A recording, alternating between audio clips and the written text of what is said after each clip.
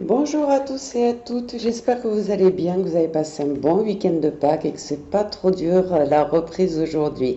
Donc, guidance thérapeutique du jour, j'ai tiré, alors si je vous la mets à l'endroit c'est mieux, hein, la co-création.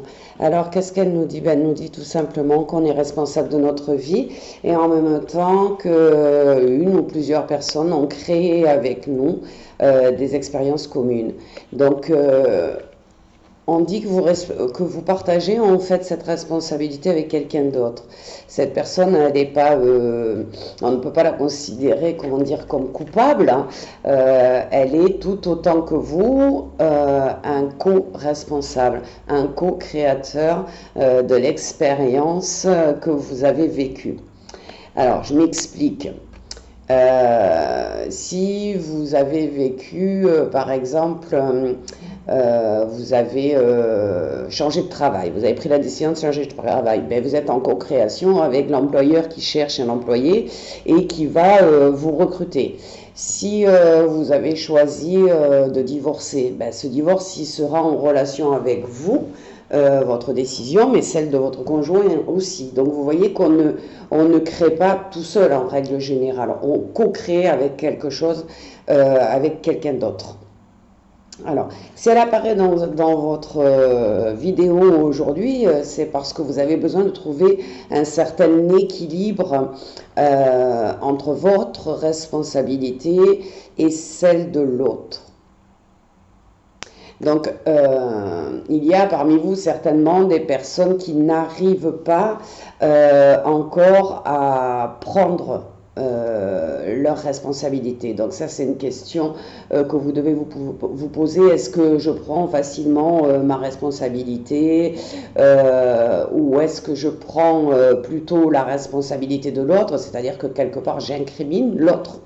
Je l'accuse quelque part, hein, et je le juge, ou au contraire, prenez-vous toute la responsabilité et vous prenez la responsabilité de l'autre en vous mettant tout sur le dos. Donc vous n'êtes pas à aucun moment responsable à 100% de ce qui se passe. Et notamment, encore moins de ce qui s'est passé, c'est-à-dire dans votre passé. Si vos parents ont été ben, pas les parents que vous aviez espérés tout simplement, souvent il y a énormément de gens qui pensent que c'est parce qu'ils ont mal agi, oui mais moi j'étais turbulent quand j'étais petit, etc. etc. Eh bien, pas forcément. Vous êtes créateur, mais vous êtes co-créateur de ce que vos parents vous ont enseigné, de comment ils vous ont traité. Donc,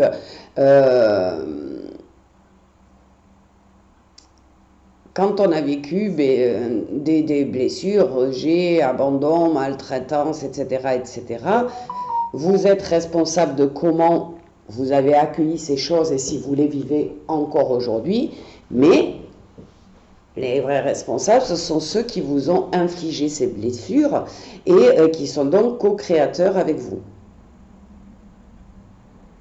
Alors, dans ces cas-là, dans le cas des blessures, c'est quand même important et ça peut être salvateur, hein, tout simplement, de juste leur rendre leur part de responsabilité. D'accepter de dire, bon, ils ont fait comme ils ont pu avec ce qu'ils avaient à cette époque-là, nanani, nananer, mais ils auraient pu choisir d'être différents ou de réagir différemment. Donc, c'est leur redonner leur part de responsabilité pour nous ne pas en accueillir la totalité. Par contre, ce qui change, c'est que même s'ils ont été co-créateurs avec vous, on va parler de vos parents pour vous donner, garder le même exemple. Ils ont été co-créateurs avec vous, donc ils ont été responsables d'une partie des blessures qu'ils vous ont infligées. Mais par contre, ils n'ont pas la responsabilité de guérir ces blessures. C'est vous qui l'avez. Vous êtes là, par contre, à 100% responsable de ce que vous faites de ces blessures, de les guérir, de les travailler, de les dépasser ou de les garder. Il y a des gens qui continueront toute leur vie à garder leurs blessures d'enfance tout simplement. Donc, on peut essayer de les travailler en lisant des livres comme Les 5 blessures de l'âme, par exemple, de Lise Bourbeau. On peut aussi faire des rencontres, hein, des journées à thème, etc. On peut aller voir un thérapeute en fonction de la situation que vous connaissez et des outils de guérison qui sont bénéfiques pour vous, qui vous correspondent.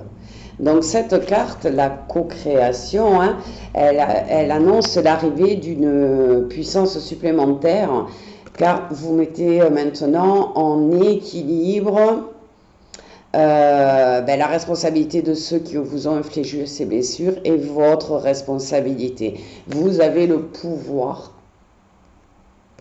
de leur rendre leur responsabilité pour pouvoir dépasser vos blessures et donc prendre votre propre responsabilité.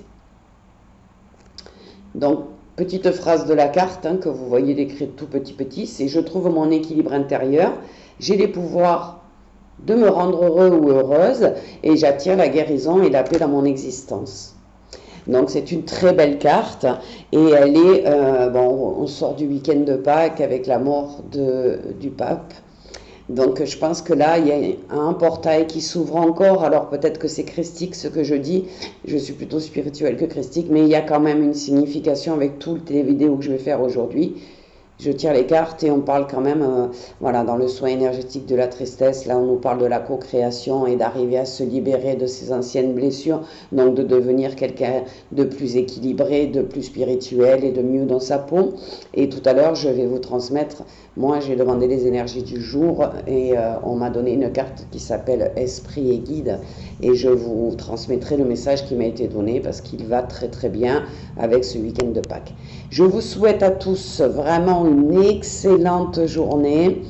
J'espère que cette petite vidéo vous aura servi et je vous remercie tous pour les commentaires sur les différentes vidéos, le fait que vous les regardiez. Merci à tous, ça remplit mon cœur de joie et ça me donne l'énergie pour continuer à vous faire toutes ces vidéos le matin. À très bientôt.